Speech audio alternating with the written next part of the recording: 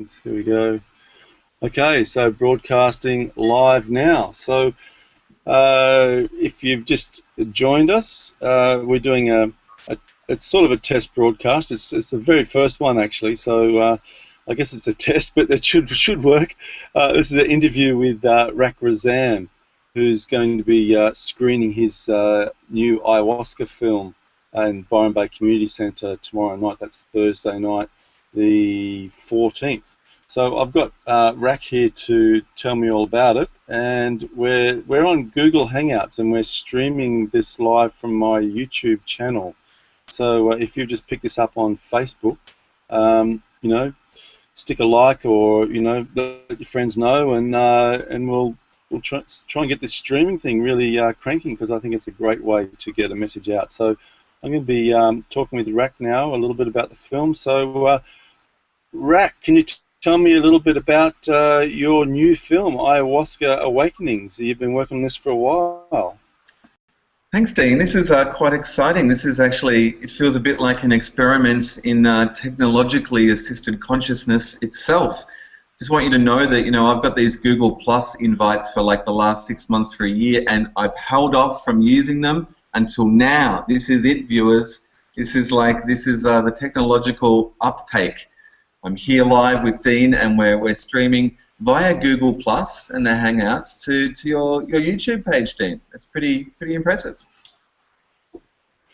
All right, so the film, the thing I'm excited about, Dean, talking to you, because someone said on my Facebook page the other day, wow, the original shaman Western shaman documentary was Shamans of the Amazon by Dean Jefferys. And I'm like, well, he's going to be there tomorrow night at the Byron premiere of the film.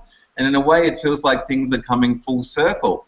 So it's going to be very nice to see what you think of the film that we've made, and I guess also where Western integration of shamanic culture has gone in the last decade or so since you made your film. Yeah, so just before we get into the nitty-gritty about what the film is about, I was very interested too with the way that you funded this. I know you got into some crowdfunding. Just tell us a little bit about the process of how you managed to get the film together, and then we'll go into about what this Awakenings film's all about. It was very interesting. I mean, we did use a lot of these new pathways that are developing using crowdsourcing and crowdfunding. Because we're in Australia, we use possible.com.au, which is sort of the Australian version of Kickstarter. And it's great. It's great in a way because you get to connect with your audience before you start making the film, and it encourages you to really set out the nuts and bolts of what your film's about, and to identify these demographics of people who would be your future audience, and to engage with them in a participatory way about the mechanics of making the film and getting the funding and setting that out and doing a bit of PR work. So it sort of develops that community-based approach right from the start. It's not necessarily any easier than getting money in any other way, shape or form from grants or from funding sources, but it does make it relationship focused, and it does mean that you get to communicate with people. And if anyone out there is watching this, I think I still owe some of the people who gave us money some exclusive clips from this forthcoming film, which I will be getting onto very imminently. Yeah, great. That's great. I've had a couple of goes at crowdfunding, and I think it's an exciting way to bypass the mainstream, and likewise with what we're doing now on streaming and our own personal screening. So tell us now about the film. You've been working on it for a while. What's it all about? Okay, well, the film is called Aya Awakenings, and it's adapted from my book Aya, A Shamanic Odyssey, which has been part of my life for like the last 6, almost 7 years now. Like in 2006, as a freelance journalist, I went over to the second Amazonian Shaman Conference, which Alan Shoemaker hosts in Iquitos in Peru. And I went on an assignment. It was actually for Australian Penthouse, who I was doing a bit of gonzo countercultural reporting for at the time on different sort of countercultural issues. But, you know, what I was looking for was what is this sort of mythical archetype of the shaman about in the 21st century? And as well as the indigenous practice of ayahuasca and indigenous Amazonian shamanism, you know, I quickly came to grips with the politics of the scene over there in Peru and the Western influx of tourists that are fueling the politics of the scene with this new supply and demand, this new big business of ayahuasca shamanism. And you know, the book sets out to account, you know, in 2006 what the scene was like in Peru, why the Westerners were going, why these seekers were going, what the mystical or the spiritual component of the experience is, and what we're doing, I guess, as a culture, connecting to this earth sacrament and this earth medicine. And also, and this is really important because when we adapted the book into a film, it became a matter of taking more broad strokes and taking these memes or these ideas of what's behind this upsurge in this, what I call the global shamanic resurgence. You know, it's really sort of a Western resurgence because a lot of the indigenous cultures across the planet still have a connection to the earth and the land and the sacred psychoactive plants that are all around the earth in many different forms. Ayahuasca is just one of those, and it seems to have come to Western consciousness very rapidly in the last decade or two, partially because it's protected and a legal medicine in South America, and also because I think the curanderos or the shamans of the Amazon provide a lineage and a sort of an elder culture which can teach us Westerners something about these realms that we travel to.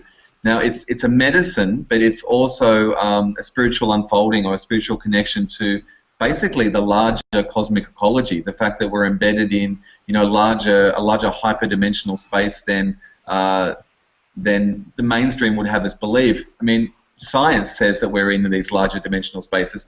Anyway, so in adapting this to a book, what we've had to do is really look at the fact that the movie is really about the fact that there is this shamanic resurgence happening that is connecting with ayahuasca, but it's also looking at the very, I guess in some ways, controversial issues of dimethyltryptamine and DMT, which is the visionary component in the brew, and also is usable as a smokable extract or as a snuff, as many of the tribes of the Amazon have used for many hundreds of years. But in the West, there seems to be an upsurge in DMT usage as well, and it's sort of getting a reputation of being a recreational drug, when in fact, it is an earth sacrament. So what the film really sets out to do is take the narration from the book, you know, in a very truncated version, and discuss and embody and anchor by crowdsourcing a lot of footage from other visionary filmmakers and ayahuasca filmmakers and the general public. It sets out to sort of look at what the Western shamanic path is and how we use power plants and sacred substances like ayahuasca and DMT, and how the business of shamanism is evolving around these substances. Yeah, well, if I can just jump in there and say one of the reasons and inspirations for me making Shamans of the Amazon, what's that, probably a decade or more ago, was that I could see that ayahuasca was going to be coming out to the West more and more.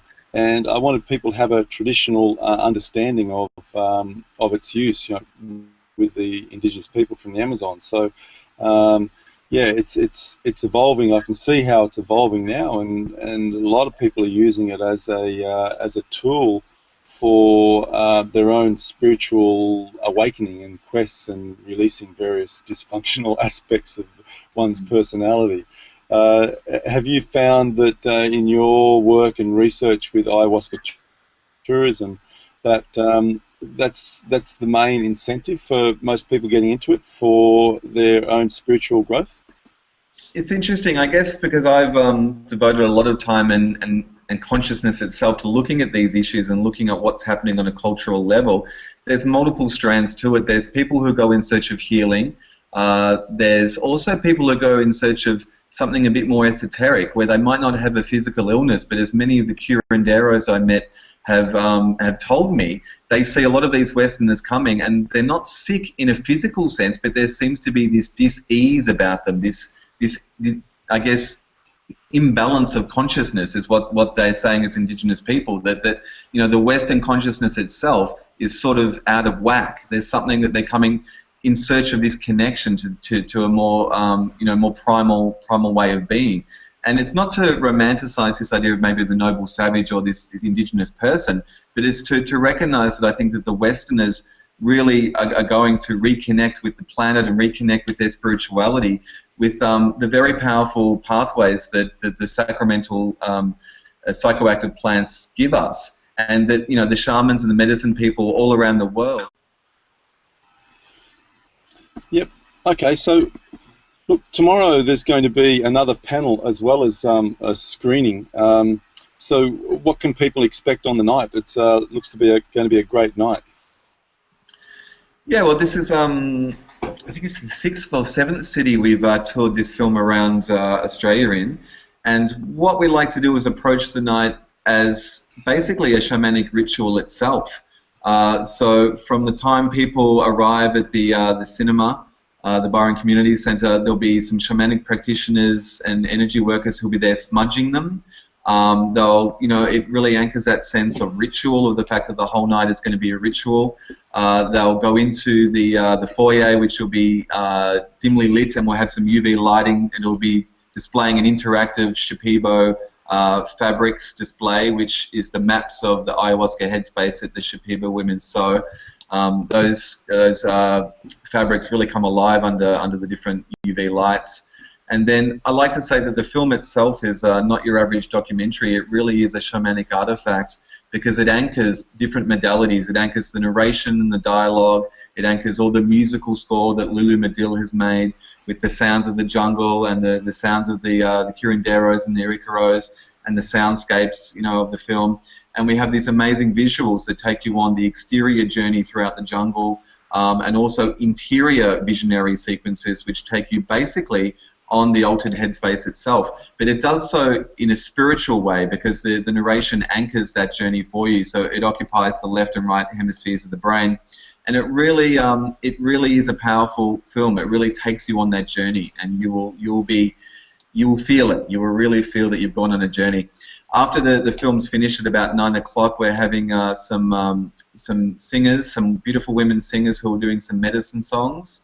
And then the panel itself will probably start about 9:15 or 9:20, and we've got some heavyweights, I guess, of the local shamanic community. We've got Darpan, we've got Udine, we have Dan Schreiber, we have Margaret Cross, we have Maya Awakens, and we have the community themselves. And I think it's really important to recognise that in areas like Byron Bay, we have an entrenched, not just countercultural community, but spiritual community, and people have their own very deep experiences in many, many different pathways that all lead to the divine, and we want to honour that and to share those experiences, and also to facilitate questions and maybe a bit of a tribal powwow in where this culture is going in 2013, and how we can help bring the medicine forward as it moves into the mainstream in a sacred and integral way.